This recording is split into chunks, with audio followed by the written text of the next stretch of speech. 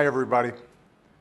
Over the past few months, I've laid out a series of common sense ideas to reignite the true engine of our economic growth, a rising, thriving middle class.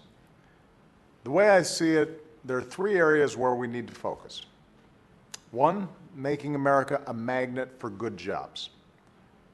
Two, making sure our workers have the education and skills they need to do those jobs. And three, making sure your hard work leads to a decent living. I've also been visiting cities across the country that are doing some interesting and creative things along these lines. So on Friday, for example, I stopped by a factory in Baltimore that's creating good jobs here at home by exporting dredging equipment abroad. I read with young kids at a pre-K program where kids are getting a head start learning the skills they need to succeed in life. And I stopped by a program that's helping folks in tough circumstances, especially low-income dads, get the training and guidance they need to find work and support their families. That's why I like getting out of the Washington echo chamber whenever I can, because too often our politics aren't focused on the same things you are. Working hard, supporting your family, and supporting your community. Making sure your kids have every chance in life. More than anything, the American people make me optimistic about where we're headed as a nation, especially after all we've been through during the past several years. And that should encourage us all to work even harder on the issues that matter to you.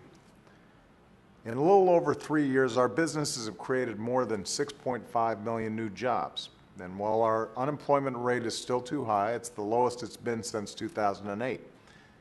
But now we need to create even more good middle-class jobs, and we've got to do it faster. Corporate profits have skyrocketed to an all-time high. But now we need to get middle-class wages and incomes rising too. Our housing market is healing, but we need to do a lot more to help families stay in their homes or to help them refinance to take advantage of historically low rates. And our deficits, well, they're shrinking at the fastest rate in decades. But now we've got to budget in a smarter way that doesn't hurt middle-class families or harm critical investments in our future. So in a lot of sectors, things are looking up. The American auto industry is thriving, American energy is booming, and American ingenuity in our high-tech sector has the potential to change the way we do almost everything.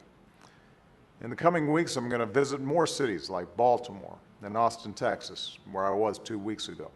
Places where Americans are coming together to strengthen their own communities and economies, and in the process, making this country better for all of us. And I'm going to keep on trying to work with both parties in Washington to make progress on your priorities. Because I know that if we come together around creating more jobs, educating more of our kids, and building new ladders of opportunity for everyone who's willing to climb them, we'll all prosper together. Thanks, and have a great weekend.